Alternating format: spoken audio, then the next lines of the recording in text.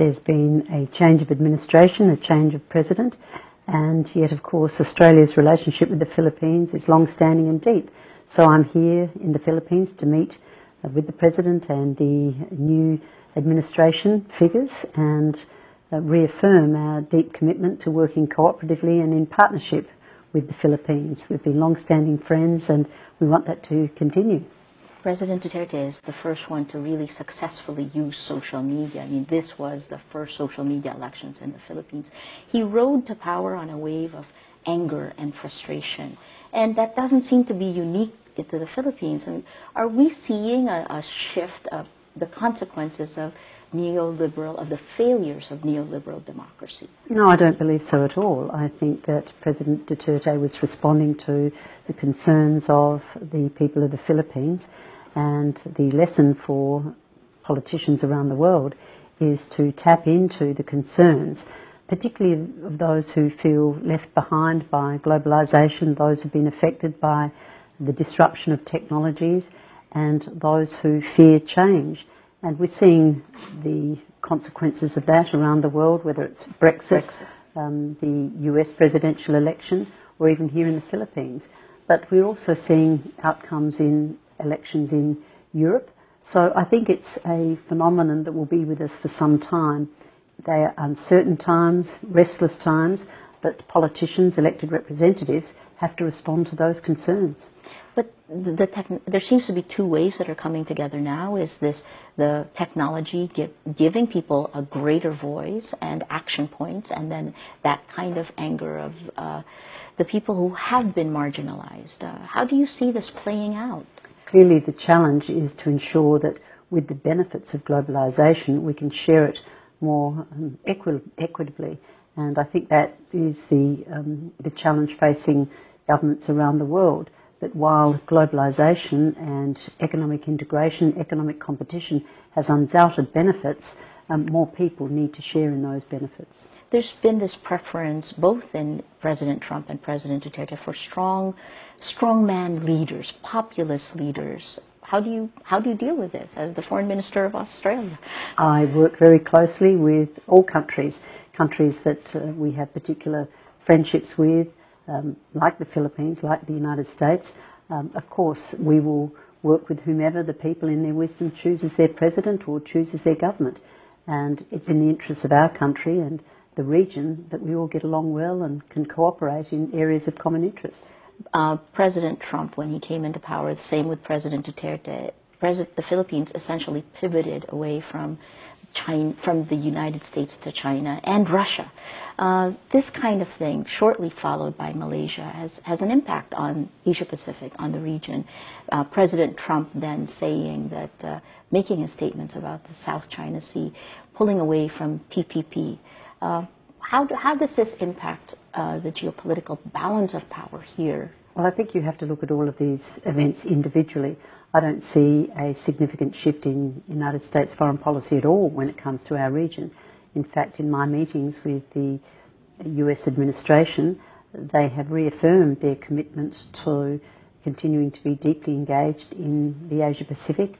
They have been the security guarantor and defender of the international rules-based order since the Second World War. We have all benefited from the United States alliances that both Australia and the Philippines have. Our countries have grown economically. We've had relative peace and stability as a result of that commitment and defence of the international rules-based order. So I believe that the United States will remain deeply engaged. They'll have differences with countries in the region, as we have differences with each other. But overall, I'm confident that they will remain committed. With a rising China, with greater attention, with more Chinese investments coming into the Philippines, with Malaysia doing that, is China ready for this? Can China take that leadership? China is our largest trading partner, and we have a comprehensive strategic partnership with China, which I think reflects the breadth and diversity of our relationship with China. Of course, as a rising economic power, it will also be a rising military and strategic power. But of course, we must all encourage China to be a responsible regional and global player and ensure that it also embraces the international rules-based order that has served our country so well. On the TPP, it was a trade deal that President Trump didn't negotiate. It was entered into by President Obama, and he has said that if he doesn't think the United States is getting a fair deal, he'll want to renegotiate them. We happen to believe that the Trans-Pacific Partnership set a very high standard. It's a quality free trade agreement, and we hope that the spirit and the principles and the benchmarks that were set in the TPP, in environmental standards, intellectual property rights, labour standards, these can be reflected in other trade agreements, and I'm sure the United States will continue to be an open market economy and a supporter of trade liberalisation. Will Australia push forward with a TPP-like? We're still working with the other countries. There were 12 all told. We're still working with the other 11 and maintaining contact with the United States in relation to it. But there are also other trade agreements around. We're negotiating one with Indonesia. We're working with India. And there's also RCEP, the Regional Comprehensive Economic Partnership, that has ASEAN at its core, and we're very keen to see that progress. It's the 50th anniversary of ASEAN. It'll be held here in the Philippines. That's right. How would you gauge the progress? I mean, it's been a year since the ASEAN Economic Community. Many people are frustrated. I'd love to hear what you think. Where is ASEAN today? We're looking forward to the Philippines assuming the chair of ASEAN, and we certainly urge ASEAN members to recognise the power that they have when they speak with one voice. When I was in the United States, I spoke to the administration about the importance of ASEAN, the fact that it is a strong and powerful voice and does have considerable moral force when it wishes to focus on an issue of common interest to the ASEAN countries. Fantastic. Technology. What we've been seeing is the democracy has been impacted by Facebook, by the rise of exponential technology, the rise of fake news. How is this impacting governance in our countries? Well, clearly, each wave of new technology has an impact, and governments and politicians over decades have used or feared new technologies depending upon how they adapt. Social media can be a two-edged sword, of course, but I find that it's a way of engaging very broadly with a cross-section of people across Australia. I use social media as often as I'm able, but it can, because of the anonymity that can be adopted, it can be a negative force as well. It's just a question of, I think, embracing it and harnessing it to your advantage, and I think skillful politicians do that. The dangers, again, of the cognitive bias of people creating the echo chambers. What's the challenge for governments, democratic governments? Well, cutting through with the facts. At the end of the day, false facts will be found out, and people have to continue to make and remake the case, restate the facts, continue to advocate for the positions they believe are right for the people. In the Philippines, since the election of President Duterte, we've had not just fake news, but rising attacks against women online, attacks, rising sexism, misogynistic statements. How do you advise for women and how to deal with this? Well, it's clearly unacceptable. Violence or abuse against women in any form is totally unacceptable, and we strongly advocate against it. We have a number of initiatives at a government level, including engaging men to be champions of change, men to be the ambassadors to promote a violent-free world in terms of women and their families. The internet, social media is just one avenue. There are others, and so we have to be ever vigilant to ensure that violence and abuse against women is just not tolerated. In your mind, are women in a better place today? Of course, I think women have come a very long way. International Women's Day is an opportunity to celebrate the achievements of women, but of course we have a long way to go before we can confidently say that women have opportunities equal to men in order to fulfil their potential.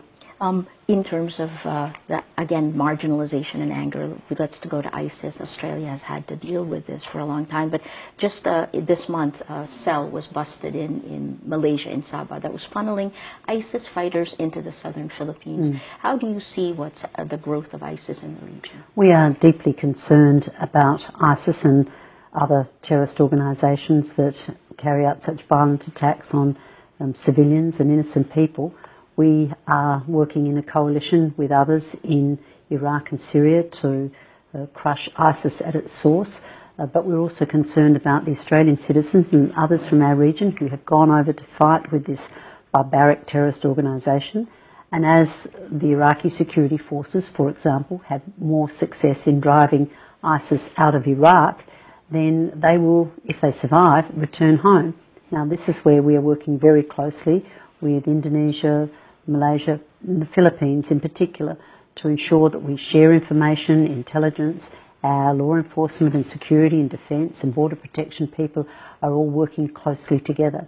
And that's been the topic of discussion while I've been in the Philippines. There have been a lot of accusations against the Philippines in terms of violations of human rights, extrajudicial killings. I have met with a number of human rights advocates since I've been in the Philippines, and I have raised these matters with authorities within the Philippines government. We have a number of programs that we are working with the Philippines government on, particularly in education and the peace process. So I'll be announcing some funding so that we can continue to work in partnership with the Philippines in these areas.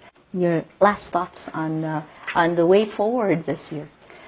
In 2017 we are in very uncertain times, and I think that will be the case for the foreseeable future. But with every challenge there's an opportunity, and so ever the optimist, I hope that throughout this year and beyond we'll be able to continue to forge deep and lasting friendships and relationships on economic matters, on strategic matters. And in relation to Australia and the Philippines, this is an important year for us. We'll be supporting the Philippines as it chairs ASEAN, and as a comprehensive partner of the Philippines, I look forward to deepening this already strong relationship.